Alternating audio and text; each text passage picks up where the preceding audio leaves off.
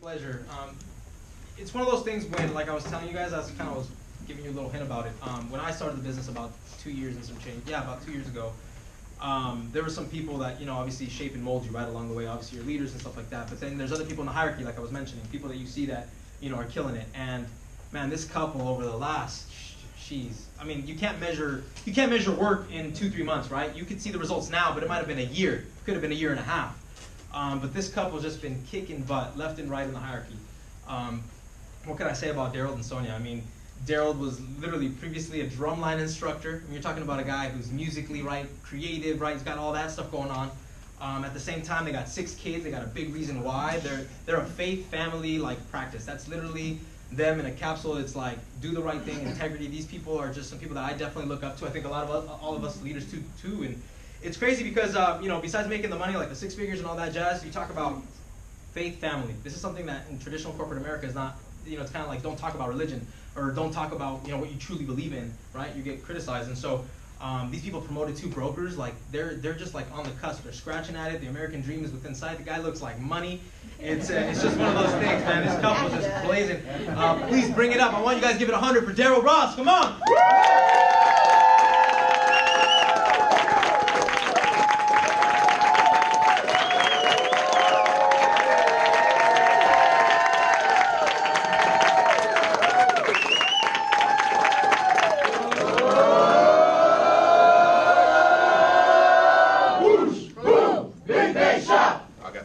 Big bass shot.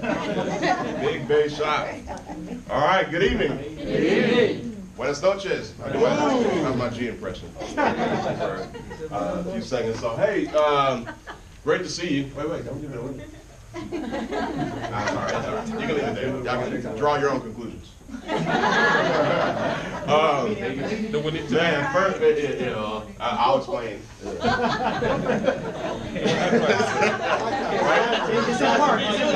just told me, hey, you are a big family man, but hey. Hey, no, good evening, though. Honestly, it is a pleasure and it's a privilege to be here. I'll tell you right now, man, if you guys ever take your leader for granted, you guys come talk to me. For real, or somebody snitch on them so I can come talk to you.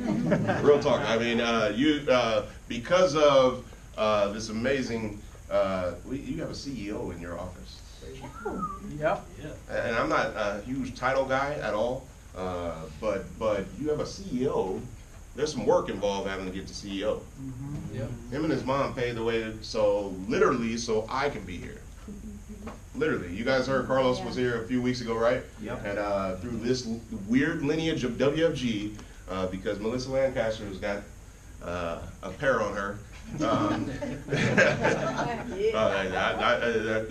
guess that was the wrong analogy, but fearless, she talked to everybody, and because of that, this whole lineage thing, because of Nick and getting recruited, and I love to hear the story of how he got recruited.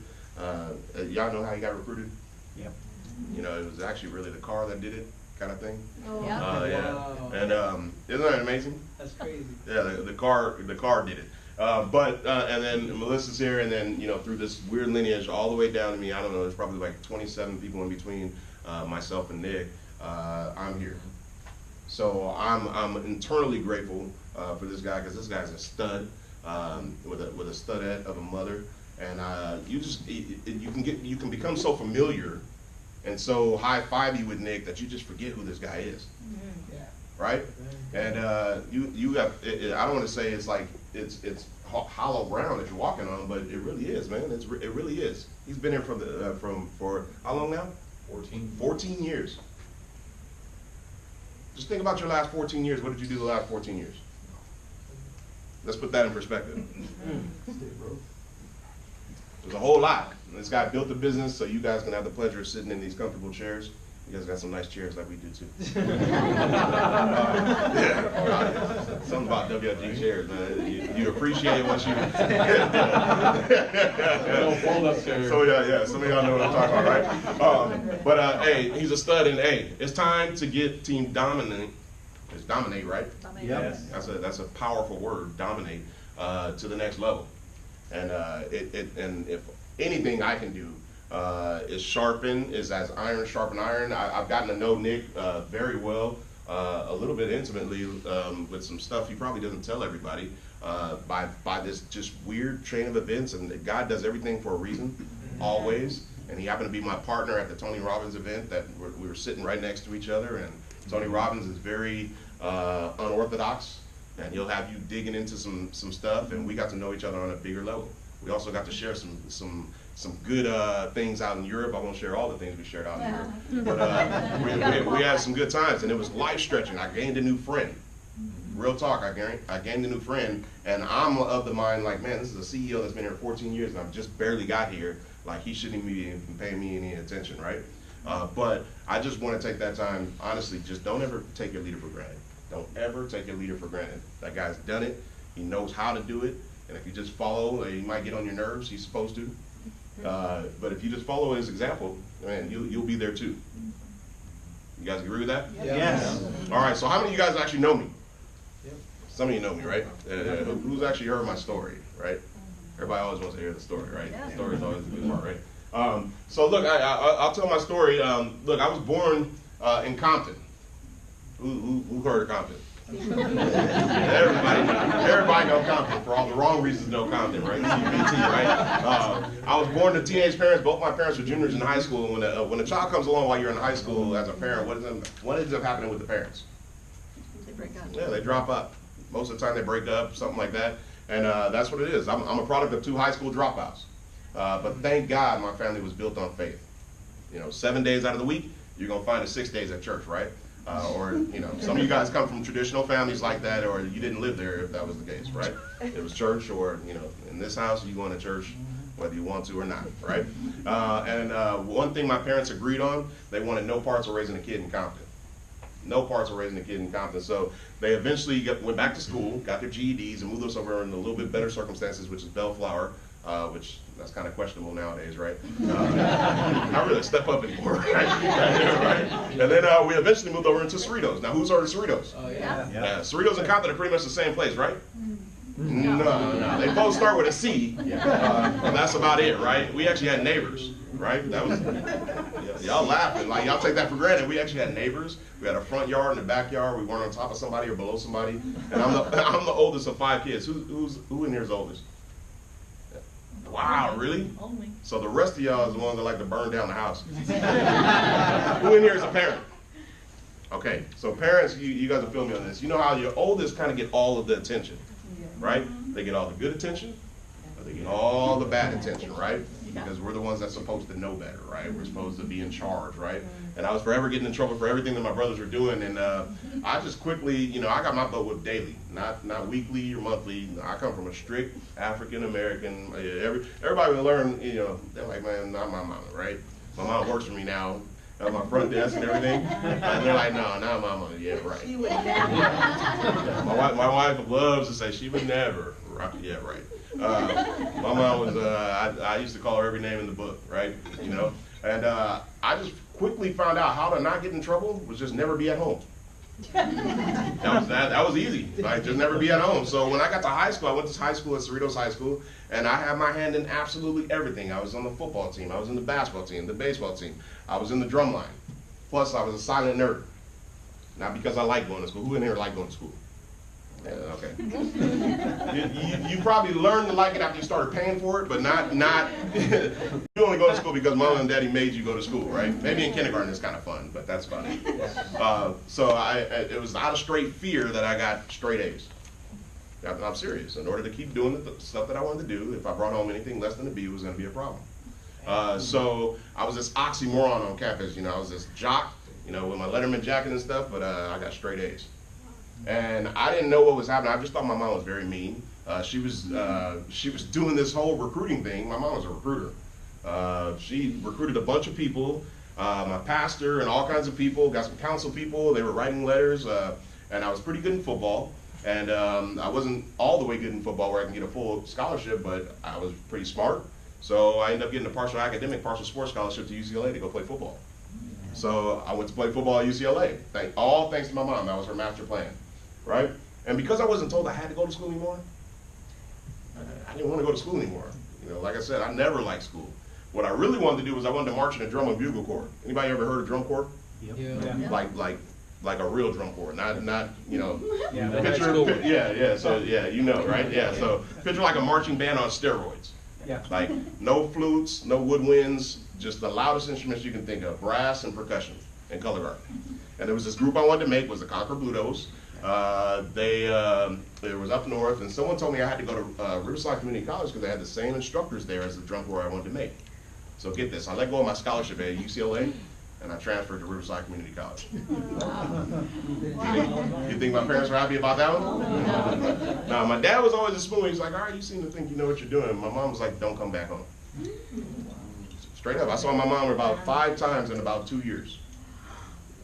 Christmas, Thanksgiving, and I think one Mother's Day I was able to catch her. And I was cut off. You need financial support to be able to do that stuff. It's like $3,500 per tour fee, all that kind of stuff. But write this down, there's power in a made-up mind. I was a snot-nosed 17-year-old kid, and nobody was going to tell me I couldn't do it. And thank God I did 1 semester at RCC, 1,500 guys auditioning for 9 spots, and I was one of those guys they selected. So I started doing everything I wanted to do. I started traveling all over the world. I started, I did the European tour twice. I lived in Japan for 6 months. I started teaching all these high schools at a time, and about 4 or 5 high schools. I think that's why me and my wife do so well here, because we are just naturally givers. We don't hoard anything. I think we fill our cups so we can just empty it over and over and over. And I went into teaching high schools. I'm always of the mind, if I figure out how to do something, I want to give you the blueprint, right? So I started teaching about 4 or 5 high schools at a time, but then along this time I started having kids. And then more kids kept coming. And then more kids kept coming. You know, they told you we have 6 boys. Oh, wow.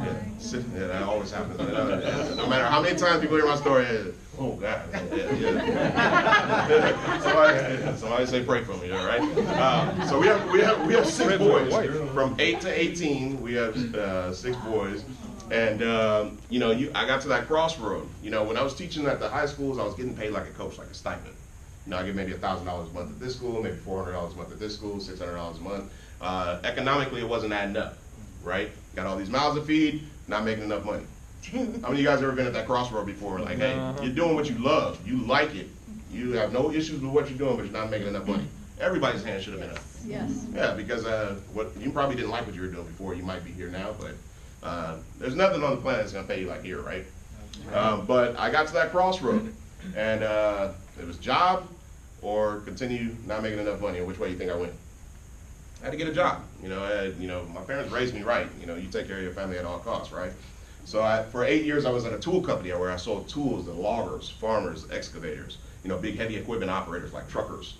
And I had a boss. And I had a horrible boss. Anybody ever seen that movie, Horrible Bosses? Minus all the vulgarity behind that movie, that was exactly how my life was. I literally would go to my desk and zone out and be like, man, life would be so much easier if this guy wasn't here. Not that I'm gonna kill him or nothing. Like I'm a good Christian man, but at the same time, it was bad. And then start bringing some of this negative. It was just a negative work environment. You don't even realize how negative you are until you come around a WFG event, right? Everybody's all positive and stuff like that. Like it was rough for me starting WFG. Because I didn't get it. I didn't get the positive, like, man, everybody's so happy, all that stuff, man. And, it was strange for me. And so I was working, and I was doing okay where I was at. I was making about $105,000, but I just hated my job. And I was praying diligently for about a year. Like, God, I need something different. God, I need something different. I need something different. But I couldn't let go of the income. Me and my wife, we looked great on paper. Me and my wife together, we made about $250,000 a year. But how many know that's fool's gold? Right? Yeah. You make $250,000, you spend $250,000 in one, you're broke. And that's before taxes, right? So we did, that was on paper. It looked good. But we had no concept of money whatsoever, plus 6 kids and trying to keep up with the Joneses and all that nonsense, right? So there's a trade-off to that, though. You're gonna make a lot of money, or they're gonna take a whole lot of your time, right? I got 6 kids, missing 95% of everything that they're doing. And my wife as well, because my wife was more of a beast than I. She worked more than I did. I worked about 60, 70 hours a week. My wife was more like 80, 90. That's just the way it was. And 6 kids, I wish we kind of come from a football family. My parents have spent one day. All of us play football at the same park. Not our kids. We got basketball, football, baseball. water polo, and robotics club. Y'all laughing, but it's like this is real deal sport thing, like, and parents is crazy about it, like, right? And then my youngest, he's really good at football, but he wants to play soccer. Yeah, I ain't mad at any sport, but I mean, like, I was like, damn, okay, y'all gonna have to sit down for a minute. We had to actually shut him down for a little bit while we kind of figure this WFG thing out, right? And but now it's like kicked back up in high gear now. Like, you know, my son won CIF and water polo, so he has to be at everything. You know, it's crazy. I'm missing 95% of all of it. And there was this day I was working. I couldn't even make my wife's mom's birthday party. She went to a birthday party and she ran into a Stephania Bruner. And she grew up with a Stephania Bruner for 19 years. They knew each other. She was actually a Stephania Bruner's second KTP. 3 years before we joined the business. And it's crazy how God works, you know. And my wife comes home, she tricked me, you know. A lot of you guys got tricked to be in WG, right? Just show up here, right? Yeah.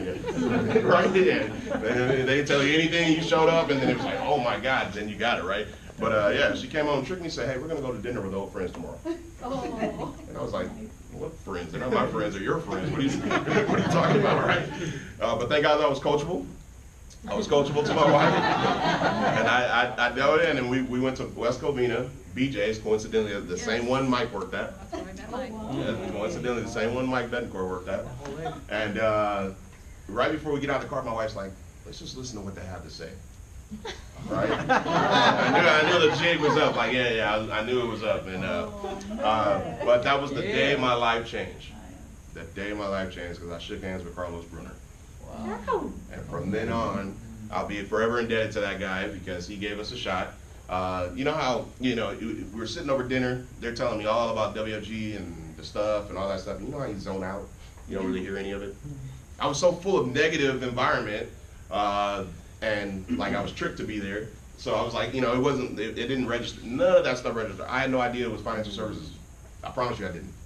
And I wasn't rude. I was like, look, I don't mean to be rude or anything. I just zoned out. Like, you know, it's not registering. You might be zoned out right now. Like, man, I'm hungry. Like, you know, we ain't got the meeting, right? Yeah. But I zoned out and I said, look, no disrespect. Whatever you're talking about, that's fine. Does it come with extra paycheck? Because we have the need. We were about to get married. Me and my wife were about to get married. And because we had no concept of money whatsoever, I sold my wife a dream and she bought it. And I said, you can have whatever you want for the wedding. Right? I mean, y'all been there before. Right? Right? And I'm capped out where I'm at. She's capped out where she's at. We can't make any more money. And I was like, hey, well, don't worry about it. God will figure it out. You know, you start using God as an ATM machine. Right? Y'all been there before. You made a bad decision, bought a car or something. Hey, God gonna figure it out, right? No one you can't afford it, right? So I sold her that one. She went for it, and I went for it. I bought my own lie. You know, it was like, hey, and my wedding total was $43,000. We had no idea how we were gonna pay for it. That was pre-WFG, right? And I said, hey, Carlos, whatever you're talking about, that's great. Does it come with extra paycheck? Wow. Guess how much I was thinking? I was like, I need an extra $1,500 to $2,000 a month, and I'll get to my goal. That's how small, that's all I needed. And thank God, he was like, oh, and his eyes got real big. He was like, that's it? That's all you want to know? And he took one of those cocktail napkins, drew it out, and I said, yeah, right. I told him to his face, yeah, right. And I said, if it works half as good as you're saying it does, what's it for me to try? And Carlos, being Carlos, he was bold enough. He had to wait 7.5 years to have that conversation with the right guy. And he said, I need $100 and your ID. Just like that, he told me to my face. And for whatever reason, I felt compelled to go in my pocket, and I gave him $100 and an ID. And then my wife recruited herself. She's like, well, hey, I want to do it too. And then she was like, hey, and they got it done. And I don't know, and we keep having this conversation every time we're like on a trip with them or something like that. We keep having it. It kind of changes a little bit, and I think it's getting closer and closer to the truth. Right? You know, it is like where I think it was the end of the month. It was the end of the month. We just crossed over 3 years last month. It was the end of the month, and I think they needed a recruit for a contest or something like that. And it keeps changing. I think it's getting closer to the truth, right? But because I'm sitting there, and Stephania, she's pulling out an AMA out of the thing, like as we're talking. She's pulling out an AMA, and I already had half the information filled out. I promise you. I promise. Like you ask her about this, and you say, "Well, how did that happen?" Well, I think she talked to her sister. My wife's sister and Stephanie and Bruno are best friends. So I don't know how they worked that whole thing out, but they knew exactly what they were doing. They knew exactly what they were doing. Let me ask you a question. When's the last time you went to a recruit like that, or a potential recruit? When's the last time you were bold and you knew this person can absolutely doing this, and I'm not leaving this conversation until they say yes? When's the last time you did that? Think about it. And if you have to think real hard, it's probably like, man, I probably haven't done that in a long time. I'm not talking about the layup. I'm not talking about, hey, Mom, I need $100, or something like that. I'm talking about somebody bona fide that you know that absolutely can do this, and you go to them with all conviction and everything in your heart, and you say, look, this is what it is. I'm telling you, it's power in it. Try it one time, you'll get addicted. It's better than a drug. I'm telling you, you'll get addicted. So we got started. I still had no idea it was financial services. I'm dead serious. They scheduled this appointment with us the very next morning, and here's another nugget for you. You don't sleep on rabbits. You don't sleep on rabbits. Now you don't know who's the rabbit, but sometimes when you got that gut feeling, when you got that God kind of talking to you and just keep chirping like, man, this person can really do it. You don't sleep on them. For whatever reason, it was I believe it was a Tuesday night, or not a Tuesday night, it was a Monday night. And we couldn't make it to the BPM, obviously, on the Tuesday. And BPM was too far away for a Saturday BPM. And they said we couldn't work out work, all this kind of stuff. They said, well, what time do you go into work? And it was Tuesday was our late day. I go into work at 11. My wife got to go into work at like 12. They said, all right, we'll be at your house at 7:30. And we're like, yeah, right, whatever. So we leave. Like I said, I'm not thinking anything of this. We leave, and 7:30 a.m., I open the door in my pajamas. Like, I'm dead serious. And all right, let's go. Boom, 8 apps, done. Fast start. We had 3 KTPs scheduled. Done. We had been in the field 3 KTPs before I even saw the BPM presentation. That's how it goes. When you have it like that, man, you don't sleep on it, right? And I finally came to the BPM, and I actually was sat in the presentation room and actually saw the BPM, and I was like, I freaked out. I was like the guy in the back with my mouth wide open, like, oh, damn, I made it. I had seen KTPs. I'm like, man, I can learn anything. I was a drummer. I was music, and I played by ear most of the time before I really figured out how to write it. Teach me anything. I can get it. So I kind of realized it was a little bit about money, and I figured out life insurance a little bit, but I was just more focused on trying to learn the presentation because I wanted to see if that, that money he was talking about was real. But then I came and I saw the BPM presentation. I'm like, oh my God, like, because what I did was I equated this as I had to go back to school, and that's out. I'm not going back to school. I left UCLA. I'm not going back to school, right? So I went to him after the BPM and said, man, hey, I made a mistake. I'm not your guy. And he just laughed at me and walked away. I'm telling you, man, you guys know Carlos, he's Mr. I love people, he's a nice guy, I love it. And it was just the funniest thing, like, to him, and he just laughed and walked away. And I came in, I was having one of those moments, like, like, hey, man, I made a big mistake doing this, because I'm not going back to school, I can't get licensed, I was starting to think all this junk that we tell ourselves. And he came back to me and he said, he shook my hand and he said, look, I told you, we're going to hold your hand through this entire process. And I said, well, look, I had one straight conversation with Carlos, and we've never really had an issue with this ever again. I said, look, I'm not trading another job for another job. That's out. But if you show me, it was just the way he said it just made me feel so reassured that he was actually going to teach me and actually tell me everything I needed to do in order to get there. And I said, I promise, you tell me everything I need to do, I'll do whatever you tell me. And then we get to broker position in 7 months blindly by being coachable. With 5, maybe on a good week, 7 hours to do this. So some of you guys that are struggling with this thing of commitment, struggling with this thing of like, hey, I gotta work and all this stuff. Let's just play big bank, take little bank for a second.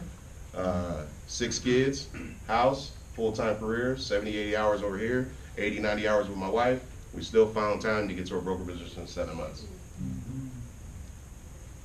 Whatever you tell yourself is just whatever you tell yourself. Yeah. Write this down in bold capital letters. You do what you have to do to get what you need to do done. You do what you have to do to get what you need to do done. It's grimy, it's messy, it's all over the place. You think we had a blueprint on how to figure this thing out? We had been searching, and we finally, about maybe 6 months ago, finally gave up on searching for the couples that's been able to come in and be super successful with the amount of baggage that we've come in with. For real, we're still chasing this little fairy little dream, like, hey, we're gonna go get some nuggets from this person because we're gonna go get to the next level. And we finally gave up on that and said, you know what, we just gotta pioneer this thing. Nobody's come in with 6 kids, like 6 kids they did not have inside WFG. It's different. You have 6 kids, you have inside WFG, it's a little different because they're already accustomed to it, right? But we upset our entire universe for our children. And they suffered and they sacrificed way more than we ever did. But thank God it was a temporary time period. Thank God it was just a little bit in order to get to where we needed to. And we didn't learn a whole lot. I'm gonna tell you right now, we did not learn a whole lot. We got to SMD blindly by being coachable. That's pretty much it. I learned a presentation, I learned how to submit an app, I learned how to recruit a few people. That's about it. We get to our first SMD meeting, we're happy, we're fired up, and G comes up to me, he was like, all right, now what about this and this and this and this and this, and it was like he was speaking Chinese to me. I didn't get it, and went back home with my wife, and I said, okay, it's probably about time we learn about this business. And it wasn't a whole lot we had to learn. That's my whole point about it. It wasn't a whole lot that we had to learn about it. We had to learn how to go get a person, and then go get another person, and then go get another person, and then go get another person.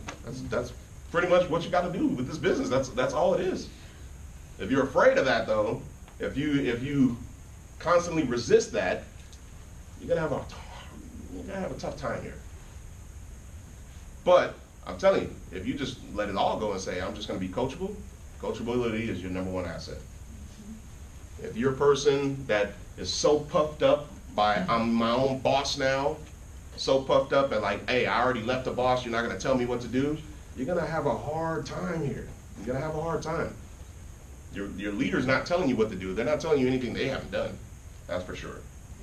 But they're leading you. So if you can let go of that part of it, let go of the ego part of it, man, your ride just becomes so much smoother because you don't have to figure anything out. You just there's no reinventing the wheel, if that makes sense, right? Yeah. So we got to this point, and then we finally had to learn about the business, and then we got a few things going. Now check this out. We get to SMD. Within 3 weeks, our entire team quits. Yep. So we gave up 14 people in our exchange leg, 6 licenses, and then had 3 good couples, 3 good legs we can work with, and within 2 to 3 weeks, all of them left. It was the craziest thing. One of them came back. I mean, well, he didn't leave, but my ride or die, my very first recruit is he go with me everywhere. That's Eddie back there. He was our first KTP, and he's been here as long as we've been here, you know. But he had his own personal things going on at the time, so there was nobody. And then I just looked at my wife, write this down. You can always have to remind yourself that when you started this business, it was just you and whoever you started it with. Well, that's deep. Damn. If you got a significant other, if you got a mom or a brother or somebody you started this with, it was just you and that person when you started. This is our affirmation me and my wife tell each other like literally every day now. We had to rediscover this whole thing because when it got time for us to really take off to the next level, we had to go in the closet and it was like, you know what, before we had what we have right now, it was just me and you. So think about that. You can always get momentum going. You can always get everything going with your own personal efforts. Right? So that's kind of our story of kind of coming in here. Obviously now you've seen the stuff. I want to kind of give you hope, which is what I'm going to do with my little slideshow here. maybe by that first picture, right? You know, you see what we are now, and we haven't even started this thing. Let's just be really clear. We haven't even started this thing. But we were able to get to a broker position in 7 months. We were able to go out and get our own office in less than 2 years, hit a ring, you know, do all that stuff. And but it did not look like that always. And I'm gonna take this through you, and hopefully it'll give you some hope, because the zing of convention is gone now, right? Everybody has it? Oh, that's me. My face. Yeah, my face. I got that bougie stuff. but the zing. How many of you guys, like, the euphoria of convention is like gone, right? Yeah. Like, convention was cool. You fired up for about 2 weeks. Some people 2 days. Right? And it's gone. But hopefully you guys can look at our journey here, and it's just this is our short 3 years of being here, and look at our journey from where we're at, and just kind of get back re-inspired, like, okay, it don't just look like you. Everybody knows, they see the glory, but they don't know the story type stuff, right? So we went through some stuff, and I'm going to tell you some stuff. You know, I've been able to be more transparent about it because I've grown as a person.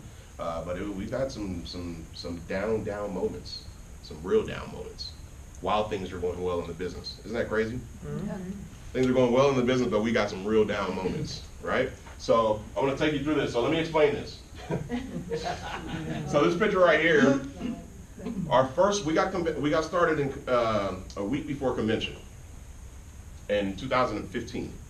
So it was about a week and a half before convention, and Carlos is just pounding us, like, you gotta go to convention, you gotta go to convention, you gotta go to convention. Like, then it's Stephanie up, you gotta go to convention, you gotta go to convention. And then everybody at the office was like, you gotta go to convention. We're like, man, we're like punch drunk. It was like punch drunk about our leader talking about convention, and then, by the way, you gotta learn these KTPs, by the way, you gotta do this license thing, by the way, forget about your kids for a minute, like all this stuff. Like, it was the craziest thing. So we get started, and the only thing we could do, because our work schedules would not allow us in a week and a half to kind of figure it out, plus kids and all that stuff, we could only make it to the last day of convention. And we couldn't even make it to the last day, we made it to breakout. Breakout used to be at the end of, you guys, how many of you guys been here longer than 3 years? So you guys know, all right. So at the end of it, well, that was, you know, G was in the heyday. You know, this hierarchy was rocking. I mean, it was moving. G had Ed Milet at the breakout. Rich Thalia at the breakout. He had some gunners at the breakout, right? And we went, and the only way we could convince, this is obviously you can see me, and then my wife is over here, and then this is Compa, and this is his wife, right? Comadre, say it. Comadre. I got my Spanish. You are in Ontario. Yeah, I am. I'm black skin. So. Right. So the only way we can figure it out, like, was like, hey man, we had a little conversation with them. I was like, hey man, let's go to Vegas. Right? Let's go party. I mean, you know, we wasn't always polished up, you know, so let's go party, right? So this is directly after we just heard Ed Milet, and this is directly after breakout. So I'm saying that to say this. You don't have to be the most perfect person coming in here. Like, I didn't know G at that time. I didn't hear the speech of, like, you're not going to Vegas for Vegas and all that kind of stuff. We didn't hear that, but we just knew we had to get there because they kept pounding us to get there, and we were coachable to get there. And thank God we got there, because literally Ed Milet probably saved us from, like, quitting. Because it was just so much so quick.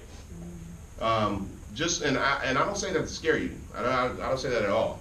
I'm saying so much for us because we have way more.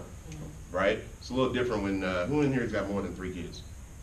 Okay, so, and you're fired up and you got a guess. You know I have 6. I know you have 6, that's right, I do. We talked that. So see, I was the guy looking, like, she came looking for us at a convention, and we talked, her and her husband, right? And they were like, hey, we got 6 too, so what'd you do? Yeah. That's exactly how it was, and we spent some time with him. But we've been looking for that forever, and we just gave up, and we're like, hey, we'll just be it, right? But so we get to this point, and this is directly after, and we're fired up. Like, we're like, okay, we're gonna do this WFG thing. Like, we're fired up. And but we go and have this we're in my truck, like, illegal. Well, I guess it's not illegal in Vegas, right? But anyway, so you have to be the most polished. Now check this out. This is Wealth Bowl 2015. Look how many people we got on our team. I'm telling you, y'all see now, I just want y'all to, this is how it starts. This is where you can go from. We didn't grow by much, right? We recruited a lot of people. This was 4 months into the business, and this picture was taken 30 minutes after I decided to go full time. It's crazy. Once again, Ed Milet, and Rajra and Paul Hart were at the Wealth Bowl. And I felt like the room was silent. I was the only guy sitting there. They were talking to me, and it was just one after another, bang, bang, bang. And I couldn't contain myself. This was before Gene and Helica learned that gala was like in the middle of the event, where we had to actually get up for training the next night, the next day and stuff like that. Now gala's at the end of the event, right? And I'm sitting there, and I'm on the bed. My wife's getting ready for the gala, and I'm sitting there on the bed, and I'm kind of pacing back and forth, and I'm like, and my wife's like, man, what's wrong with you? Like, you know, like you, because you like, it's time to go pregame. Let's go have a good time for what? You know, let's go get a few drinks, whatever. And I'm sitting there, and I just, you know, I kind of dropped to my knees, and I did my little prayer thing, and you know, I sat down again, and I was like, you know what, baby, I think I'm done. And she's like, done what? You know, she's like, done what? And I said, I think I'm done working. And she was like, you know how you get that long, uncomfortable pause, like, you know, and she knew I was serious. She knew I was serious, and she was like, okay. We had, mind you, 4 months. We haven't made no money yet. We made a little bit of money. We made a little bit of money. We're senior associates right here. And we, thank you. I got the best looking team. I tell you, I go to every single team. I've been at a lot of offices lately. I tell them I'll put my team against anybody. I got the best looking team. You'll see in a minute. I got proof. No, but thank you. But no, seriously, we hadn't made no money. We hadn't done a lot of things, and we're sitting there, and I'm like, man, full time. 4 months into the business, I'm a senior associate. We hadn't made no money, and we had that you know, we did the rest of the event. We had that conversation on the way home. You know, the drive back from Wealth Bowl is like your best time. Yeah. Like, it's the most vision stretching. You're fired up, or the drive back from convention, or whatever plane ride, or whatever it is. Man, you got to take advantage of that stuff. That stuff is gold, right? So we figure it out. We work it all out. I was like, hey, you're gonna have to hold it down, you know, with the bills and all that stuff, and while I figure this thing out. So we hit MD the end of that month, and then 2 months later we hit broker. Wow. All because a decision was made. So big decisions are made at big events. That's right. You guys have heard that probably 3 million times since you've been here, right? Yeah. That's why you don't miss a big event, ever. He was, I like Eddie's energy up here at Eduardo, because, man, it is mandatory. We only have 2 a year. Convention, Wealth Bowl, they are mandatory. If you don't have your Wealth Bowl ticket, come holler at me. I'll motivate you, I'll encourage you to go get your Wealth Bowl ticket. Some of y'all looking like, no, for real. He'll give me permission. That's all right. But anyway, so we didn't grow by much. This is convention, 2016. We didn't grow by much again, right? So some pieces shifted around. So after our team quits, right? After the team quits, a month later, we ran into this guy. Well, we didn't run into this guy. My wife already knew him. My wife was following up for 9 months with this guy. 9 months. By the way, my wife got followed up on for 3 years. Oh, wow. I've been having Stephanie do a training at a big event on how you follow up. I'm telling you, the girl got game. Like, she has this list that is the craziest thing. But my wife had to finally bully him into, like, well, she used some different choice words with him, because the funny thing is, my wife worked for Lowe's. My wife was a store manager for Lowe's. This guy's a store manager for Lowe's also. He trained her, store manager for Lowe's, and now it's reverse. We train him, right? So, and he was high up, very high up. Like, he was on the top of the chain, store manager. He made $200,000 plus a year, ego, all that kind of stuff. And who was this guy right here? Nobody knows his name? Robert. Yeah, you should know his name. He was like the, what was it, convention? Yeah, he was the MVP, right? So, and we just promoted him to broker. So it's crazy this follow up here, but we found him right when things got really hairy for us. Like everybody quits. Right before you actually are about to quit, something big happens. God moves in swiftly, right? That whole thing that Tim Story was talking about, and Ed Milet with the butterflies and all that stuff. That's kind of how this worked. So we didn't really grow by much. I'm showing you these pictures because it's like, okay. So that's a year into it. That's a little over a year into it, right? Yep. We had hit S&D, and this is a year and maybe 14, a year and 4 months, maybe. And then from convention to convention. Yeah, convention to oh no, that's a year. Yeah, convention to convention, and that's us. Look at our little section. I'm showing you these pictures not to show you my people. I'm showing you just. I'm big on placement, visual, background. Look where we're at. Look how much space we take up. That's my point, right? And then we took this picture in 2016. I told Carlos to his face. Me and Carlos are very competitive. You guys know Carlos is a competitive dude, like very. I'm just as crazy as him, right? And I told him, I said, bro, I love you, but I told him to his face that you're gonna have a super team before you promote another direct broker. Damn. And he said, you're on. I won. Right? but we took this picture, and we come back 2 years later, we took the same exact picture. Now we're all brokers with a super team. You gotta call some stuff out to the universe, man. You just gotta put it out there. Put it out there, believing in yourself, right? Look at this, we're at my house. So we get to broker, and I was like, you know what, something's gotta give. We got 8 people on our team's not really growing. I love my Monterey Park family. I love them to death, all that stuff, but I just knew we were on a track that I had to put my team in an uncomfortable position. Does that make sense? So it was too easy. Like a lot of you guys, you got a CEO right here. A lot of you guys hide in this crowd here.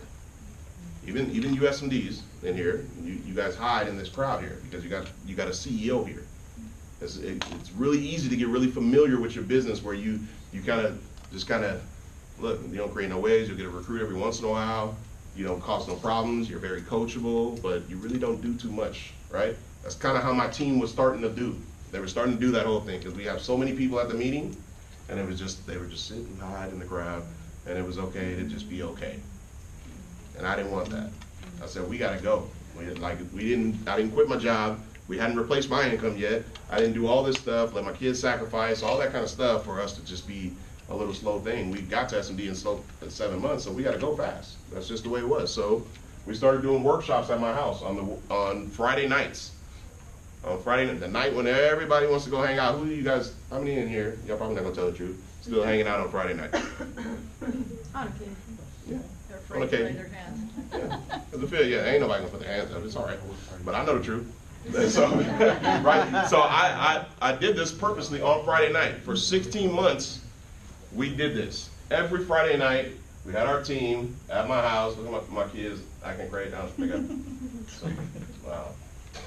Look like Santa Claus or something like that. Watching Shrek. But we broke bread together, we ate together, we bonded together, and then we went over some training for 17 months. And then the whole conversation was, we're gonna get an office, we're gonna get an office, we're gonna get an office, we're gonna get an office.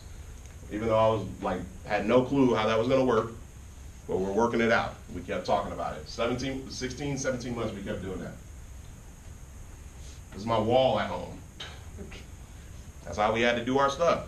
You do what you need to do in order to get what you have to do, or whatever. You do what you have to do in order to get what you need to do done, right?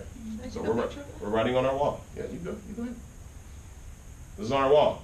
So not only do we have to walk by it, my children got to walk by it. Right? So we got this whole thing kind of, it's a method to our madness always.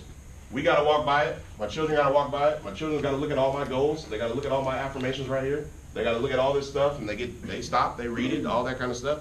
We do what we have to do. We have an office. We're still going to Monterey Park. We're still spending 3 hours in traffic sometimes to go there. No excuses. My entire team traveled from the IE to go to Monterey Park. Like champs. So, there's no excuses, right? Then we get to do this. Yeah.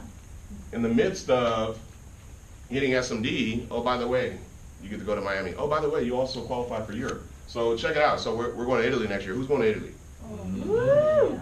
Some of y'all not fired up about that. It's a free trip to Italy, man. Man, are you crazy? Like what? Yeah, like man. So we got started in the business in August of 2015. The contest has been running all the way from January to August up until that point. We did enough in 4 months to qualify to go to Europe. Saint-Tropez right there. That's not Tropez. Yep. Not the traditional way of thinking like we had some big apps or something. No, we did $70, $80 apps to get to S&D. The highest app I wrote that was not written by Carlos was 121 bucks. Not joking. I'm not joking. We did a whole lot of them. And all it did was just catapult us and set us up to have this growth that we're having now, because now I know what I'm doing. And I went back to all those people and helped them again, the proper way. But hey, I was doing what I thought was right. And then we got to share some spoils. You don't miss stuff like that, man. Especially this last one, they made it so simple. Like, what is it, 6,500 points, 7,500 points, or whatever it is? Right now, do you know if you got 15,000 points per month, you can take care of 8 months? And you can be doing that. And trust me. Champagne, eating sea bass, and in the afternoon, right there overlooking the port. Right Look at the there faces. In France. Oh, yeah. Like, I know it's a picture, but look at the faces. It's literally like, what, a Thursday or something like that? Like something. Middle of the week, yeah. On a Monday or. On a Tuesday or something like that. Like, yeah. I mean, but you just don't miss stuff like that. You can't. And that right there literally is where everything kind of changed for us. You talk about being sold what this thing really can do. My wife was not full-time at this point. And Carlos got the bug that, hey, I know what I'm going to do with this trip. I'm going to leverage it. And I'm going to get he's going to get my wife to go full-time. Right? And through a bunch of different nights, and we do everything first class here. Like, it's not rinky-dink. Look what we're doing. You know, that's first class right there. And we had a couple nights where they got on my wife real good. And, you know, it got birthed right out of that. It got birthed right out of that very next month. And, you know, it's kind of all she wrote after that, right? Then, check this out. This is 2017 convention. This was last year, guys, last year. Look where we're taking a picture at. We're outside the bathroom. I was going to say. Everybody else had their big old giant teams and stuff at the Thomas and Mack Center. We're like, well, we can squeeze in right here. We didn't grow by much. 10 people. That's all we got. 10 people, a couple different states right here. Y'all pray for this guy right here. One of my guys out in he's in Louisville. Got in a really bad bike accident. Was pissed off he missed convention this year because he has to relearn how to walk. And he's barely getting to where he can actually stand. And he said, I promise you I'm going to be at Welpo. So when y'all see him, y'all go touch him because he's walking weird. I'll tell you that. So that's our vision, ladies. Not much. As a man, not much. Wasn't hard to get a place for our team dinner. We got one on table. We got one on table. One on table, right? Where are we at on this one? Right there together. Now check this picture out. So last year, this is last year. See this white light right here? Yeah. This is the screen. So like, let me put it in perspective. We're like trying to, this is where we're sitting, all the way at the top. There's like nobody behind us. We're all the way at the top. And then they let me and my wife on the front row this year. This is our team bonding event at convention. We got 2 whole lanes. Look at all the space around us. Y'all laughing, but I'm telling you, I'm trying to give you a hope. I really am. There's not a whole lot, right? Look at this. Look at all the space. Look at all the nobody. We got the whole thing, right? Nobody around us, right? And then there's Welpo 2017. This is when things so this is a month after we got our office. And when we moved into our office, we moved into our office with 8 people. We took everything we had, every dollar in the bank we had, and we put it into our office. And if some of you guys have been to my office, we got a beautiful office. And we moved in there with 8 people and 8 people in faith. 8 people in God, that's all we had. And we said we're gonna do this thing. A month later, we show up at Wealth Bowl with, what do we have, 32 or something like that? Like a month later or something like that. It wasn't very many. But I say this because this picture right here, so check this out. This guy goes to my church right here. This is how, if you recruit or if your reticular activator is up or if you just open your mouth. Just open your mouth. Like, the words will flow out of you. You've been programmed, you've been Miyagi'd enough here. Trust me. Wax on, wax off, you have no clue why. As soon as somebody throw a punch at you, you know how to get it down, right?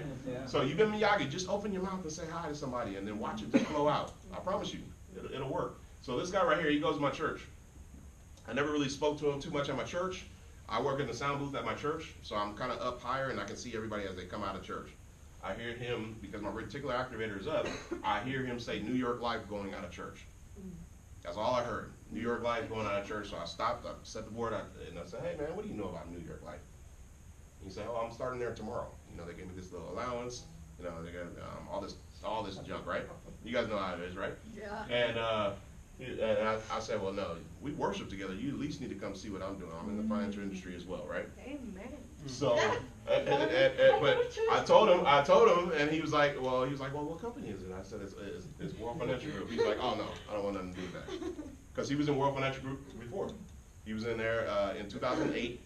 He was misused. He actually, one of the tragic stories, and he wanted nothing to do with it, turned off. I said, look, as your brother in Christ, you at least gonna come see, because it's way different than it was back then. I'm lying through I don't know what it was like in 2008. But I was like, hey, you're gonna at least come see what I'm doing. Well, he comes, falls in love, especially with, we are faith family business in my office, so we're freely to be able to say that, and we speak that. I don't compromise on that for nobody. I don't care how much money you got, you come in my environment, you hear the name Jesus, and you got a problem with it, it's gonna be, sorry, right? So he goes, and he was in the military for 20 years. He was a recruiter in the Army. Yeah, right? So he's out prospecting one day. He's talking to somebody else. This lady right here, named Onay, she just happened to be walking by, another one. Yeah, she was just walking by and she started ear hustling. You know how you like in Starbucks and you hear a good conversation, you like, trying to like hear. So she was doing that, and then after he was done, she said, hey, what do you do, all this stuff? And she was like, I need that right now. So recruited her. Well, she lives in Wisconsin. Wow. She was just on her way out before she went to the airport, lives in Wisconsin. Well, Wisconsin ends up recruiting her brother. This is her brother, and he's in Louisville. And then Louisville ends up recruiting Virginia.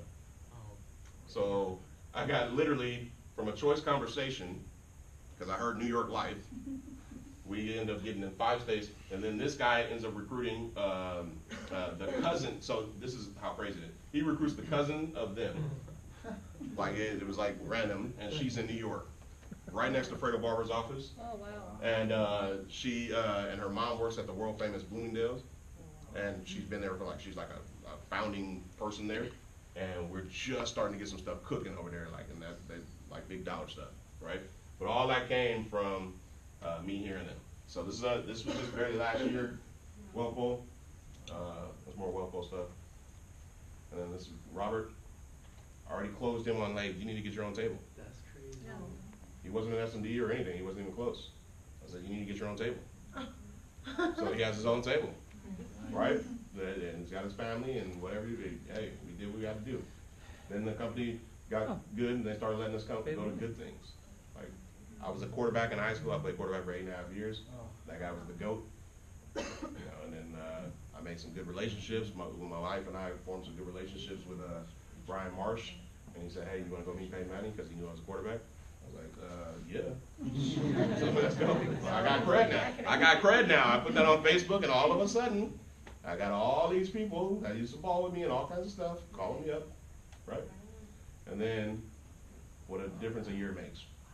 So we get to cross the stage, right? Number 4 in the company in direct recruiting. And then, let's see. We get trained in bright lights. And then this moment. So, me and Nick, we were sitting together, right? We were sitting together like across from me at my lab. And all these people are like, you know, hovering over at my lab, doing all that.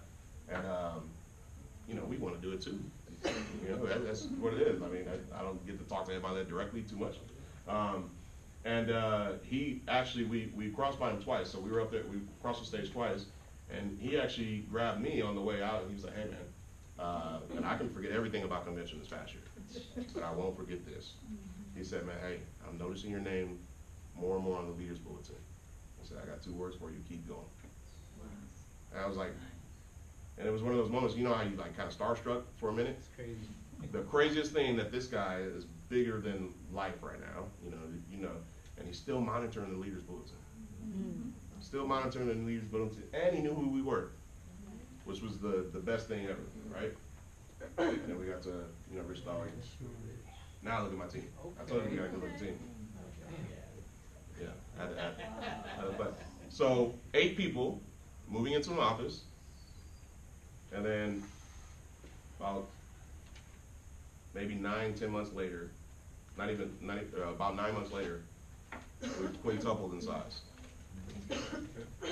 because we got focused on a few things, which is recruiting, right? And then this stuff that they let us on the front row.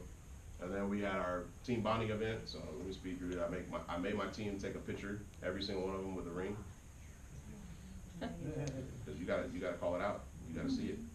I need them thinking about the ring. I need them dreaming. So I sent them all a picture, and then this picture really quick. So this right here is my mom, and this is my uncle. Now my uncle, he ain't been wrapped too tight his whole life. Let's just say that. Everybody got nuts in their tree, right?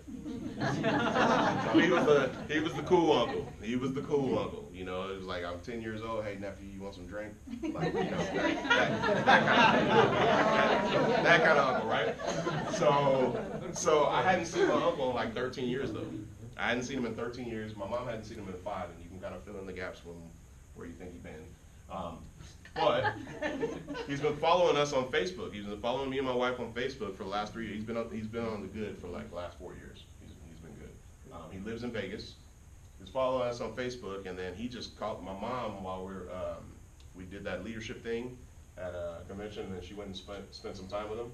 And then he was just excited, and he said, man, hey, can I just come see you or something like that? I said, man, come out and see what I'm doing. Come hang out with my family, right? He's like the one, you got the family members that you would never introduce WFG to, right? Right? Well, he was kind of in that zone, right?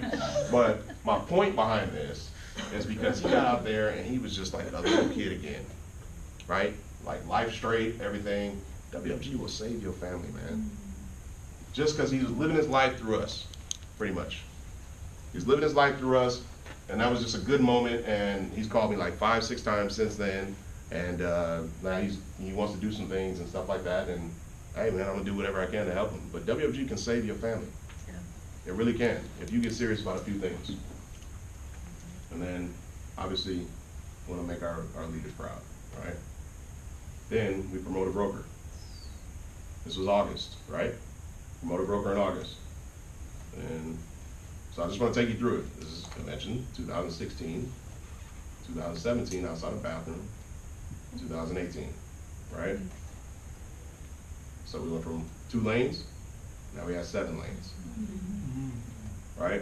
And then we just promoted another broker, back to back, August and July and August. We just promoted another broker, back to back, and I got like 3 more in the pipe. That could be pretty special. We'll see in these next 4 or 5 days here. So. Hopefully, that's all I have with that. You got a little bit of like, hey man, it ain't been sunshine and rainbows. It isn't. We didn't grow until last year. That's the truth. Now, did we not grow for 3 years? Or did we just grow in a year? What do you think, how long did it take us to actually grow? Was it 3 years or a year? 3 years. 3 years. Bamboo tree? Everybody, bamboo tree. Bamboo tree is planted in the ground, it's in the ground for 5 years before it sprouts 1 bit. 5 years, and then it grows 90 feet in 5 weeks. That's how your life can be in WFG, if you get serious on a few things. A few things. What do you think the first thing you need to get serious on? Recruiting. Hello, say it again. Recruiting. One more time. Recruiting. Like, say it like you really mean it. Recruiting. Okay. That's the key to the business. Like, you want to know what the secret is? Well, get really good with recruiting. So, let me tell you something. Recruiting is the heartbeat to your business. Write it down. Recruiting is the heartbeat to your business. If you're not recruiting, you're flatline. They might as well put you on the table because eventually you're gonna die. That's the truth. Your blood not pumping, eventually the blood becomes dormant and eventually you're gonna pass away. How many of you guys struggle with that recruiting thing? But come on, be honest, man. Like it's not my first day. Yeah. Okay. Yeah, we all did. Trust me, we all did. And it's because you just haven't made a decision to do it. That's all it is. It doesn't have anything to do with it. Number one thing with recruiting is you gotta want to. You have to want to recruit. I'm telling you, it's that simple. You actually have to want to recruit. How many times have you heard if you get 7 to 10 key leaders? You know, you get 7 to 10, can build you an empire, right? That's right. So why wouldn't you be quickly, and I mean like just a beeline to getting more people, right? So I'm gonna give you a little recruiting depth thing. Guess already? Man, I'm about to steal this idea. I mean, this black one. Let me give you this method to recruiting really quick. This is what changed our business.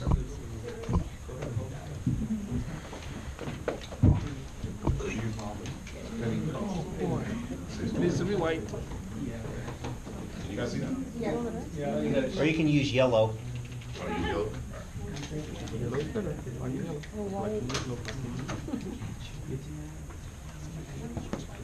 Okay. Yeah. Does that work? Yeah. All right. You guys see that? Yes. Check this out. This is what we did in our business. You want to know how we went from 8 to about, I have about 52 now? Yes. This is what we did. Week 1, and you guys can start this tomorrow.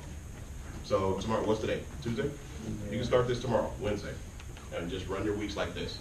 So, first thing you're gonna do, you're gonna go get a direct. That's all you're doing. 7 whole days. I didn't say nothing about writing any apps. None of that. 7 whole days, you're gonna get 1 direct. Okay? That's it. Week 2. Guess what you're gonna go do? Get another direct. You're gonna get 1 more direct. Now you're gonna have a conversation with the person that you got in week 1, and he's gonna do the exact same thing. Week 1, direct, gets a direct.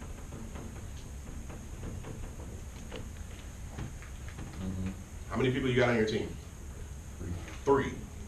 3 whole people in 14 days. Now you're like, man, that's not very much. Well, just do an inventory. When's the last time you had 3 people in 14 days? Good point. Right? Week 3. What are you gonna go do? 1 direct. 1 direct. It's so simple. It's like it bothers you, right? Yeah. It bothered me too. Trust me. I'm not gonna tell you where I was when I came up with this, but and then I realized it's actually very similar to what the big leaders are doing, like what Raj is doing. I mean, I realized that after I spent some time with Raj. I was like, okay, I didn't invent anything, but just where it came to me, it was special, I guess. So, week 1, direct, or we can call them recruit. It doesn't matter. Gets a direct, and then week 2. Direct, gets a direct. You only have to learn one conversation. You only have to learn one conversation. It's only one conversation. And it's probably about 5 or 6 lines long. One conversation. Because you're going to have the same conversation over and over with each single person. Right? So how many people you got on your team now? 6. 6. After 3 weeks, you got 6 people on your team. And then week 4, you're gonna do what? Get a direct. 1 direct. Week 1, direct, gets a direct. Week 2, oops,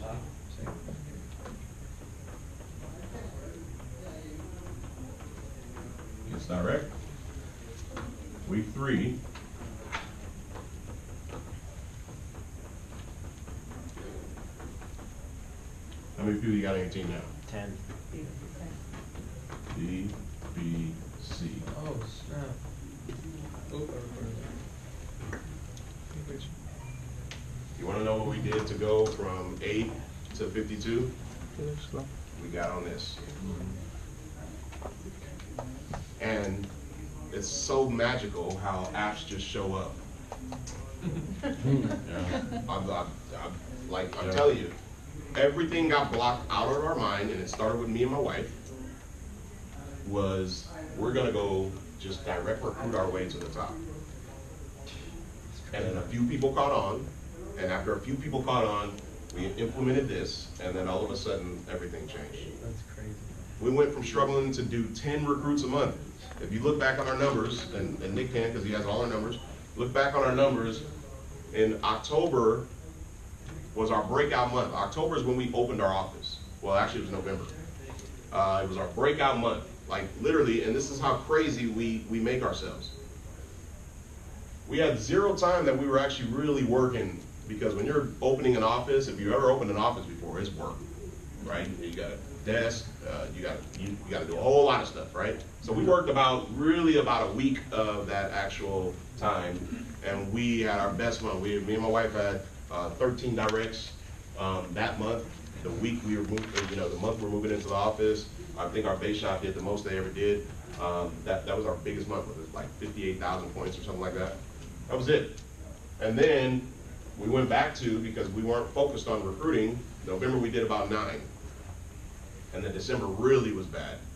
We're traveling, where were we? New York, and then Tony Robbins, all this stuff, we're traveling. And then we had family time, and then Christmas and all that. December was really bad. And I remember in December, we made the decision that we recruited, well, we didn't make the decision. We literally recruited someone, so we didn't have to pay the $100 at the SMD meeting.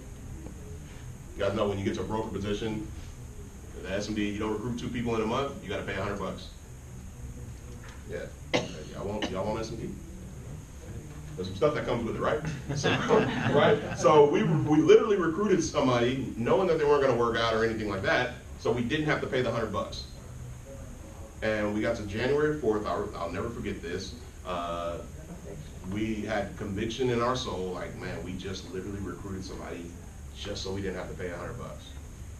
And I said, we're never doing that again, ever.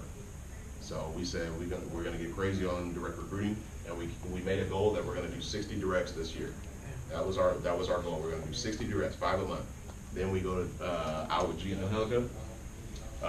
We go out with Gina and Angelica, and we're sitting there talking. I was like, we had already had 5 directs by the time we went out, and it was about 14 days into the month. And I was casually talking. I wasn't even talking to Angelica. I was talking to our guy there, who's we got dinner with, Robert. Yeah, I was talking to him, and I said, we could probably do 10. And Angelica turned around and was like, hey, what'd you say? She already had her phone out, Facebook Live. Facebook Live, she's like, wait, this couple just said they're gonna do 10 directs a month, blah, blah, blah, blah. And spotlights on me, and you know how you say something, you wish you had it back? And I was like, all right, let's go. We're gonna do 10 directs a month. We did 10 directs a month for 7 months straight. Just because we got crazy focused on recruiting. Our team did not follow us in the beginning. They're like, all right, they're really gonna, yeah, we're gonna do that. And then a few people caught on, and then we implemented this, and then all of a sudden I got everybody fighting to do 10, and we go from couldn't do 9 in November, I think we did like 8 in the entire base shop in December, to 70 in the month of May. All because we got focused on the main thing. Keep the main thing here. Doesn't have anything to do with anything else but recruiting. And the last thing I can probably tell you guys about, besides recruiting, how many of you guys are actually independent in here? Yeah. So this is something that you got to be. I mean, how long do you want your mom to drive you around? Yeah. I'm sorry. I was direct. I'm sorry. Yeah. How long you want your mom to drive you around? How long you gonna have a license and ride the bus, type thing? I'm just being real with you, real quick, because a lot of hands didn't go up with independence. So let me tell you what helped us is that one, I don't know if it was just a leader in us, but I just how many of you guys hate your boss before you came here, or you just don't like working for people? I hate her. Right? I think two. Okay. So more hands went up, right? Yes. Now we got leaders here, and we actually like each other here, right? We actually like each other. That's a difference. But at the same time, if your boss is telling you what to do, and you had to take your boss with you everywhere you went, how long would that relationship last? Not very long. Not a lot. Not very long. Let me tell you something. Splits are cool, but 100% is always better. Yep. That's probably a line you need to write down. Splits are cool, but 100% is always better. It's a shirt. You can build a business on splits, but 100% is always better. Let me tell you this. How many of you guys have not gotten through the KTP yet? Like you can't do the KTP fully yet, independently of your leader. Come on, raise your hand. It's all right. So Most of you are embarrassed to raise your hand because a lot of you can't do it or don't do it. yeah, let me tell you what happened. First 21 days here, all I wanted to do, we got 10 training components done in 13 days with all our baggage. All I wanted to do was learn that KTP. Because they told me if I can learn the KTP and I can be fluent at the KTP, the only thing that makes us money here is the KTP. Not direct recruiting, even though direct recruiting you have to do it in order to get the KTPs, but the only thing that makes you money here is KTPs. So I spent 20, you know how you ever heard to change a new habit, 21 days to change a new habit? You don't need to do that with a KTP. But I'll tell you what really helped me, and this is like my blueprint, I don't know. 3 hours a night for 7 days. If you did 3 hours a night working on sections of that KTP for 7 whole days, you will be a master at the KTP. Try me on it. Try me so you can come to me at a Momentum Monday and say, hey, it didn't work. I promise you. I'm serious. It takes that little week of your life can literally transform everything about the business, because when you start getting your own skin in the game, you start doing your own appointments, you're not calling your leader saying, hey, I need you to meet me here to do this and all this other stuff. The game changes for you. I'm in an office, I got my own office space inside an office, and I said, you know what, my team needs their own office, the game changed for me. Independence. Independence will lead you to where you want to go faster than you holding on to, daddy's coattail type thing. So there's a couple little things I wanted to talk to you guys about. One was definitely direct recruiting. And the second thing is, hey, get independent quickly. That doesn't mean out of alignment. That doesn't mean uncoachable. I just went over this with my team about alignment. Alignment is something that's very, you ever have a car and the wheel is out of alignment, how do you know? Feel it. You can feel it, right? The car start drifting, all that stuff, and all it is just negative energy going towards the thing that's out of alignment, right? And that typically is what happens here when you get out of alignment. There's so much negative energy that has to be cast on the thing that's out of alignment that you can't do anything else. Don't be so crazy about independence that you get out of alignment. Does that make sense? Yes. That's all I got for y'all, man. That's it.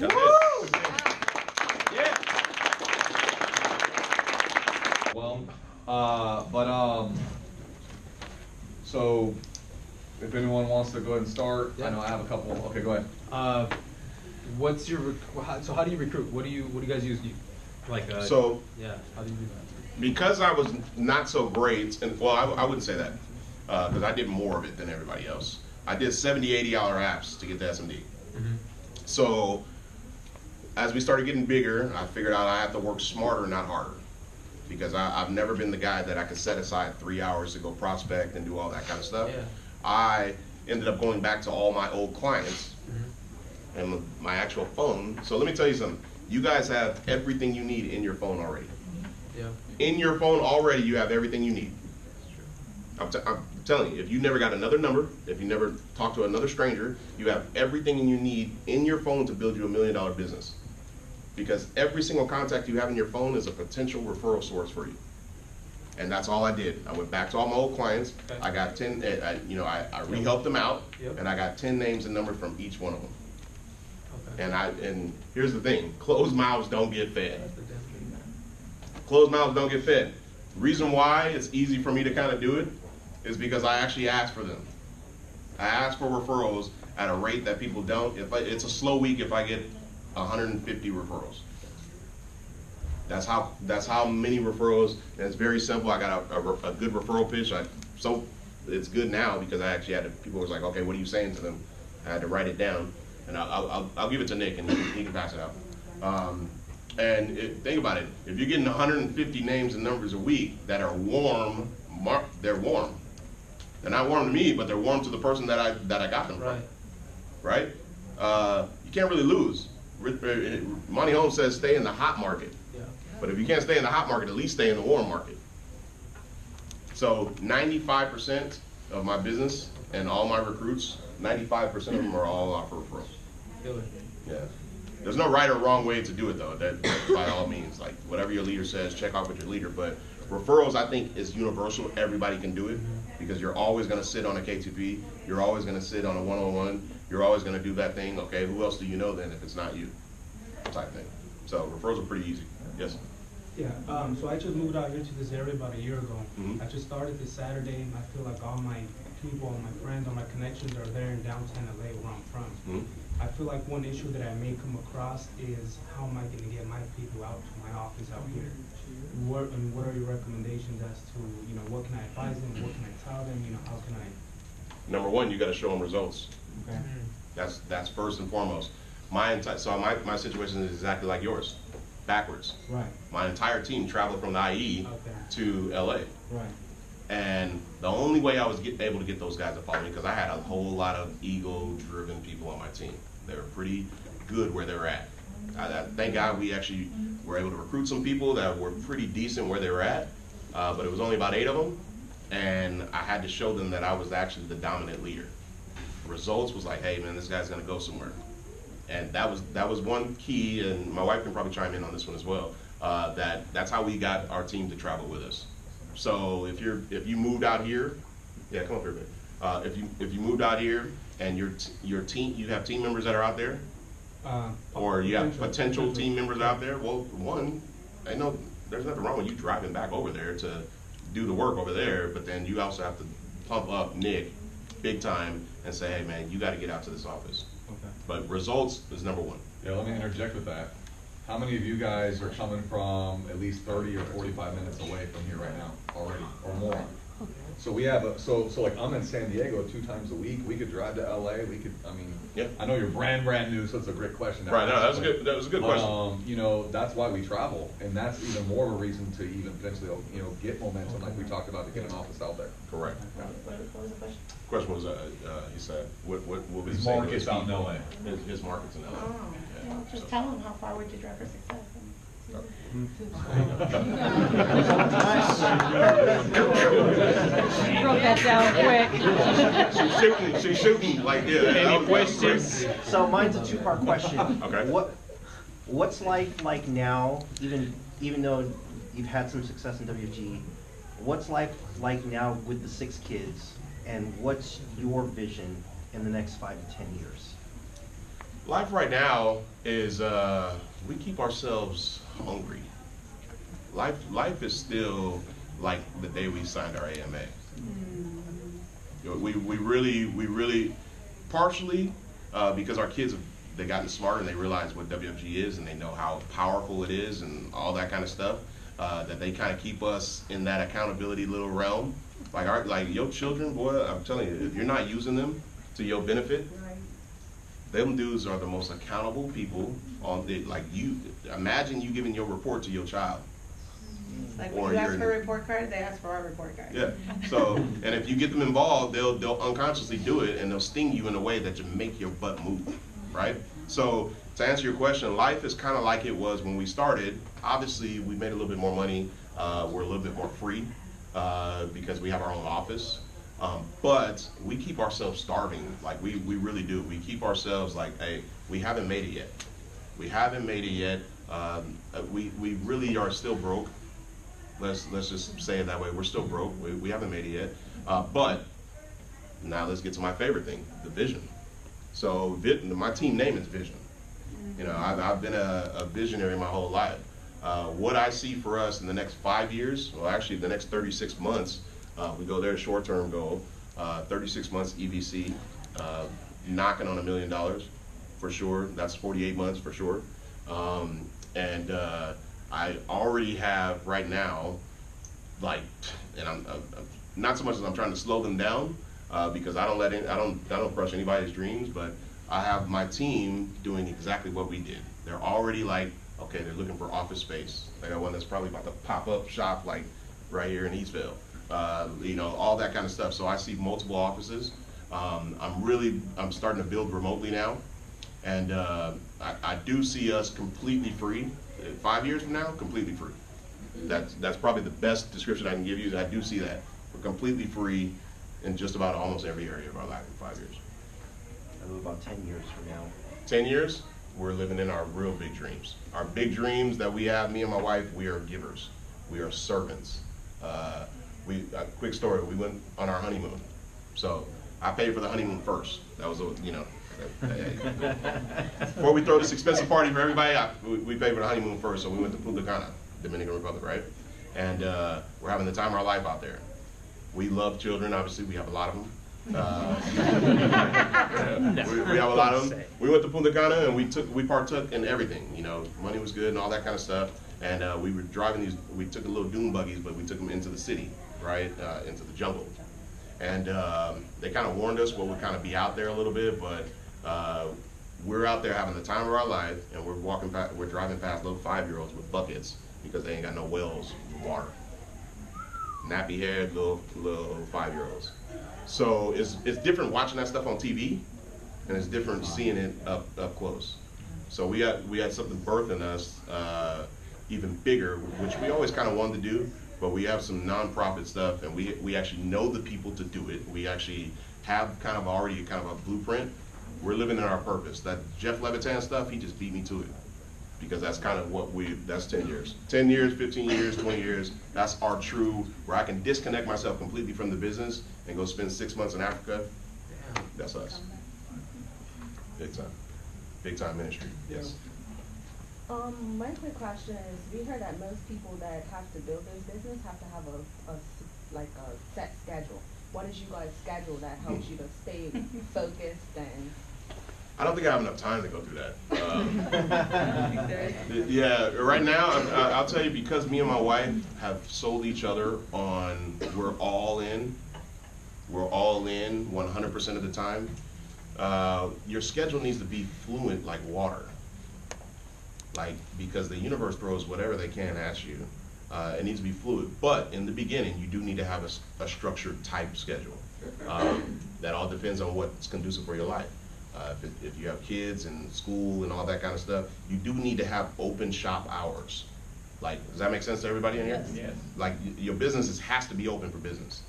And you have to be sacred with those hours of business in the beginning. You gotta be disciplined with that. So if you're saying, hey, look, I'm only giving it 2 hours a day, then you give it 2 hours a day. No ifs, ands, or buts, no kids, no nothing can get in the way of that 2 hours a day. You're doing it 2 hours a day. But the schedule thing, like our schedule, we're on 2 different time zones, me and my wife. My wife can tell you her portion. Mine is, we're typically up at 5. We got to do parenting. We don't have it yet where we have drivers and all that kind of stuff. Well, we have, our kids can drive, but we still have 4 different schools that our children go to in 2 different cities.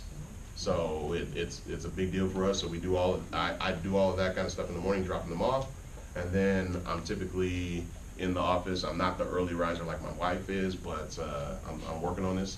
I'm working on this, and she's been Miyagiing me a little bit. And I'm typically in the office between 9 and 10, and then we grind it out, and there's appointments all day, and we don't quit until we're done.